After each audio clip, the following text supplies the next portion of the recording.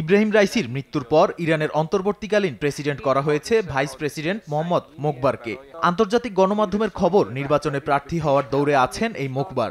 এছাড়া বর্তমান সড়ক ও নগর উন্নয়ন মন্ত্রী মেহেরদাত বাজর পাশ, জাবেদ জারিফ, আলী আকবর সালেহী সহ গুরুত্বপূর্ণ শীর্ষ কর্মকর্তারাও প্রেসিডেন্ট নির্বাচন করতে চান। তালিকায় আরও আছেন সাবেক প্রেসিডেন্ট হাসান রুহানির মিত্র আলী লারিজানি। সবশেষ নির্বাচনে রাইসির বড় প্রতিদ্বন্দ্বী মোহাম্মদ বাকের কালিবাফও রয়েছেন। তবে ইরানের প্রেসিডেন্টের মসনদে দেশটির সর্বোচ্চ নেতা আয়াতুল্লাহ আলী খামেনির ঘনিষ্ঠ মোহাম্মদ মোকবার ও বর্তমান পররাষ্ট্রমন্ত্রী আলী বাঘেরি কানির বসার জোর সম্ভাবনা দেখছেন অনেকে। প্রতিযোগিতায় পিছিয়ে নেই ইরানের সুপ্রিম ন্যাশনাল সিকিউরিটি কাউন্সিলের সাবেক প্রধান আলী শামখানি। গত বছর চীনের মধ্যস্থতায় সৌদি আরবের সঙ্গে সম্পর্ক পুনঃস্থাপনে সবার নজর কেড়েছিলেন শামখানি। নগদে 500 টাকা বা তার বেশি পেমেন্টে পেতে পারেন ঢাকায় জমিসহ 20 কোটি টাকার পুরস্কার।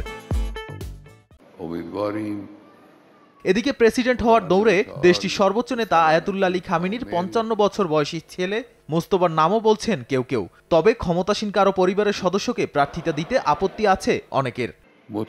বসান নাদিম মারজান, সময় সংবাদ।